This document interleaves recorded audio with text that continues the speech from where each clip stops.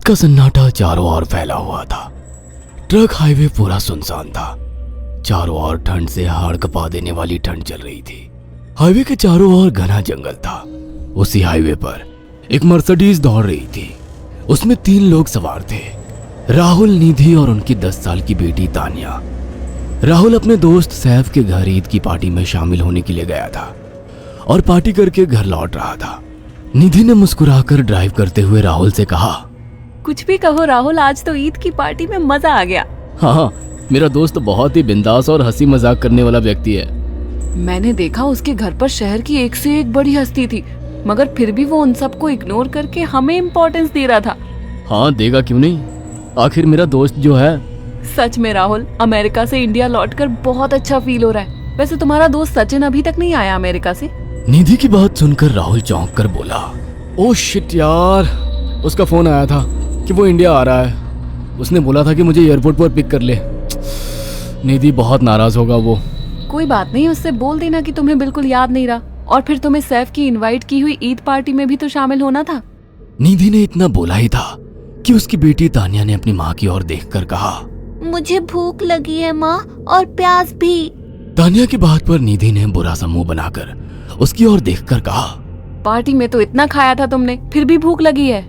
निधि की बात पर तानिया ने मासूम सा चेहरा बनाकर कहा, कोई बात नहीं मम्मी, मुझे पानी ही पिला दीजिए। कितनी बार बोला है मुझे मम्मी मत बोला करो। पानी अभी नहीं है, आगे जाकर कोई शॉप पड़ेगी तो बोतल खरीद के दे दूंगी। निधि की बात पर राहुल ने मुस्कुराकर कहा, छोटी बच्ची है निधि, इतना नाराज होना सही नहीं है। राहुल ने इतना कहा ही था कि अचानक एक काली परछाई राहुल की कार के सामने आकर खड़ी हो गई। राहुल के पैर अचानक ब्रेक पर पड़ गए। गाड़ी तेज रफ्तार में थी। ब्रेक अचानक लगने से पलटते पलटते बाल बाल बची थी। राहुल के चेहरे पर भयानक ठंडी में भी पसीने की बूंद टपकने लगी। वो दोनों कार से बाहर निकल आए। निधि ने डरते हुए कहा, आखिर कौन था ये? ऐसा लगा जैसे कि कोई भयानक काली परछाई मेरे कार के सामने आकर खड़ी हो गई हो। वह दोनों काली रात के सन्नाटे में इधर उधर देखने लगे। तभी निधि को एक घने पेड़ के पास 2 चमकीली हुई आंखें दिखाई दी। उसकी आंखें बिल्कुल भेड़ियों की तरह लग रही थी। निधि ने चीखते हुए राहुल से कहा, राहुल देखो कौन है वो, जल्दी से गाड़ी में बैठो, मुझे बहुत डर लग रहा है। राहुल ने उस तरफ देखा तो उसके रोंगटे खड़े हो गए।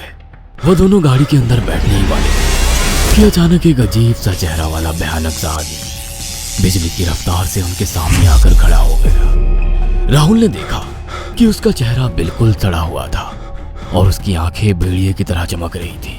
उसके लंबे लंबे बाल उसके कंधे तक आ रहे थे और उसके दांत भेड़िए की तरह बाहर की ओर निकल रहे थे। हाथों की जगह नुकीले पंजे थे। राहुल को देखकर अजीब से अंदाज में हंसने लगा, मगर जैसे ही राहुल की नजर उसके कपड़ों पर गई, राहुल की आंखें फटी की फटी रह गई। वो हकलाते हुए बोला, भाईजान, भाईजान, मुझे माफ कर दो, मुझे छोड़ दो। राहुल ने इतना कहा ही था कि अचानक उस अजीब से दिखने वाले भयानक आदमी ने अपने पंजों से राहुल की गर्दन कसकर पकड़ ली और एक ही सेकंड में उखाड़ कर जमीन पर फेंक दी। राहुल के धड़ से लाल रंग का खून का फुहारा फूट पड़ा। इस भयानक मंजर को देखकर निधि के गले से एक जोरदार चीख निकल गई। निधि इससे पहले भागती कि अचानक उस भयानक दिखने वाले आदमी ने निधि को पकड़ लिया और अपने नुकीले पंजे उसके पेट में गड़ा दिए और उसकी अतड़ियां बाहर निकाल दी। निधि की एक दिल दहला देने वाली चीख सन्नाटे को चीर गई। अचानक हवा का एक बवंडर उठा और वो भयानक सा दिखने वाला व्यक्ति देखते ही देखते बवंडर के साथ गायब हो गया। तानिया ने डरते डरते निधि के मोबाइल से पुलिस और सैफ को बुला लिया और कुछ ही देर में वहां चारों ओर पुलिस की गाड़ियां थी। पुलिस ने राहुल के दोनों दोस्त सैफ और सचिन को वहीं बुला लिया। इंस्पेक्टर अर्जुन ने दोनों से कहा, मैंने ऐसी हत्याएं अपने करियर में कभी पहले नहीं देखी। ये काम तो ना किसी जानवर का लगता है, ना ही किसी इंसान का। सचिन कपकपाती हुई आवाज में बोला, आप कहना क्या चाहते हैं? कुछ कह नहीं सकता।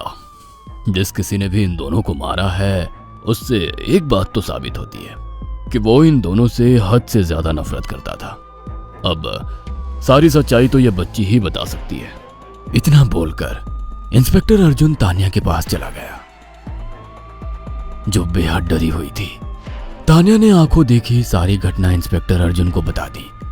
तानिया की बात सुनकर इंस्पेक्टर अर्जुन कंफ्यूज चेहरा लेकर मोबाइल पर किसी से बात करने लगे। सचिन इंस्पेक्टर के पास आ गया और सैफ भी डरता हुआ इंस्पेक्टर अर्जुन के पास आकर बोला, क्या हुआ इंस्पेक्टर? तानिया ने क्या बताया? उसने जो बताया वो काबिल यकीन नहीं है। उसकी बात पर किसी भी तरह से यकीन नहीं किया जा सकता। फिर भी कुछ तो बताया इंस्पेक्टर। हाँ, उस बच्चे के मुताबिक एक भूत ने निधि और राहुल को बड़ी बेदर्दी से मारा है। इंस्पेक्टर की बात सुनकर दोनों बुरी तरह से चौंक गए। क्या मतलब है इस बात का? बच्ची बेहद डरी हुई है। हम आगे की तफ्तीश जारी रखेंगे। निधि और राहुल तो चले गए, अब तानिया को मैं रख लूंगा। नहीं, राहुल मेरा अच्छा दोस्त था। तानिया अब मेरे साथ रहेगी। देखिए, बच्ची के माँ बाप अब इस दुनिया में नहीं है और आप दोनों भी शादीशुदा है। मुझे नहीं लगता कि आप दोनों बच्ची की सही से देखभाल कर सकते हैं। मेरी कोई औलाद नहीं है। मैंने अपनी पत्नी को फोन कर दिया है, वो भी IPS ऑफिसर है। ये बच्ची आज से मेरे साथ रहेगी। उसका मासूम चेहरा मेरे दिल में उतर गया है। अब तुम दोनों जा सकते हो। पूछताछ के लिए मैं जब भी तुम्हें बुलाऊं तुम दोनों आ जाना। इंस्पेक्टर ने ये बात बोली ही थी कि अचानक वहां पर मौसम बदल गया। चारों ओर काली घटाएं छा गई और एक भयानक बवंडर उठा और देखते ही देखते सब पुलिस वालों के सामने वो भयानक चेहरे वाला आकार सबके सामने खड़ा हो गया। उसको देखकर सबके रोंगटे खड़े हो गए। देखते ही देखते उसने अपने भयानक पंजे सैफ की आंखों में डालकर उसकी आंखें निकाल ली। सैफ ने चीखते हुए वहीं दम तोड़ दिया। उस भयानक आदमी को देखकर सचिन उसके पैरों पर गिर गया। तुम तो भाईजान से कपड़े पहने हो। मैं समझ गया, तुम भाईजान हो। मुझे माफ कर दो भाईजान, मुझे यहाँ से जाने दो। मैंने कुछ नहीं किया था। वो भयानक चेहरे वाला गुर्राते हुए बोला, बता इन सबको कि ये सब इतनी भयानक मौत क्यों मरे। सचिन दौड़ता हुआ इंस्पेक्टर अर्जुन के पास गया और बोला, मैं जानता हूँ इसने इन तीनों को क्यों मारा। इसका नाम भाईजान था। जब ये जिंदा था ये किसी का भाई किसी की जान था। बहुत साल पहले ये हम सबका बहुत अच्छा गहरा दोस्त और बिजनेस पार्टनर था। ये सबकी बहुत मदद किया करता था। इसकी प्यारी सी बेटी थी तानिया, जो इस वक्त कार के अंदर बैठी हुई है। ये इसी की बेटी है। भाईजान अपने सारे पैसों से एक बहुत बड़ा हॉस्पिटल खोलना चाहता था जिससे गरीबों का मुफ्त इलाज किया जा सके, मगर हम तीनों इसके लिए तैयार नहीं थे। हमारी नीयत उसकी दौलत पर खराब थी और एक दिन हम सब धोखे से ईद के दिन भाईजान को यहाँ ले आए और इसे मारकर फेंक दिया। तो फिर तुम सबने इसकी बेटी को क्यों जिंदा छोड़ दिया?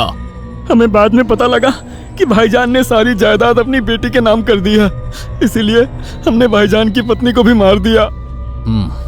और तानिया का तुम 18 साल की उम्र पूरी करने का इंतजार कर रहे थे ताकि सारी जायदाद अपने नाम करा सको और बाद में उसे भी ठिकाने लगा सको। इसी के लिए तुम दोनों इस मासूम बच्ची को अपने साथ रखने की जिद कर रहे थे। जी, आपने बिल्कुल सही कहा।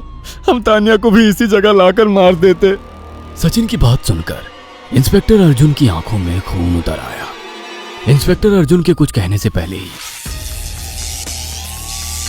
भाईजान बिजली की रफ्तार से इंस्पेक्टर अर्जुन की आंखों के सामने से सचिन को पकड़कर ले गया और उसके शरीर के टुकड़े टुकड़े कर दिए और हवा में उठे एक तेज बवंडर के साथ गायब हो गया। सारी घटना इंस्पेक्टर अर्जुन की आंखों के सामने हुई थी। तानिया को इंस्पेक्टर अर्जुन और उसकी पत्नी ने अपनी बेटी की तरह पाला। अगर आपको हमारी ये कहानी पसंद आई हो तो इसे लाइक और शेयर करना ना भूलें। साथ ही ऐसी और नई कहानियों के अपडेट्स पाने के लिए हमारे चैनल अक्षु टीवी को जरूर सब्सक्राइब करें।